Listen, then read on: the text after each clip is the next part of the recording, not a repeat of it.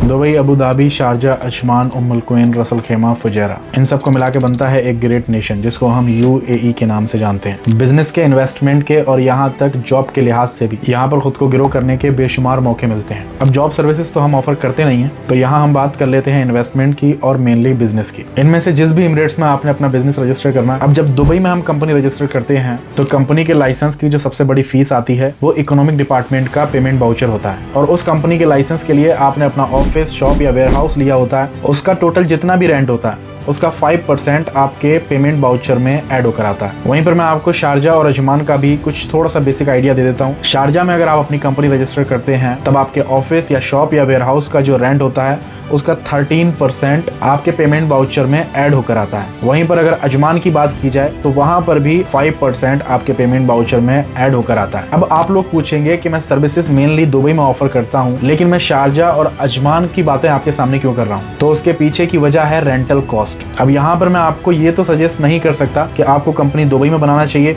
या शारजा अजमान में बनाना चाहिए या फिर अदर एमिरेट्स में बनाना चाहिए। हाँ, ये जरूर है कि अगर आप अपनी दुबई में कंपनी रजिस्टर करते हैं और आप मुझसे सर्विसेज लेते हैं तब ऑफ कोर्स मुझे सर्विस चार्ज कमाने का मौका मिलता है, लेकिन उसके बावजूद भी मैं आपको ये जरूर सजेस्ट करूंगा कि आप अपनी रिक्वायरमेंट देखें, अपना बजट देखें, और उसके साथ साथ जो सबसे इंपॉर्टेंट फैक्टर है वो है आपका बिजनेस एनवायरनमेंट।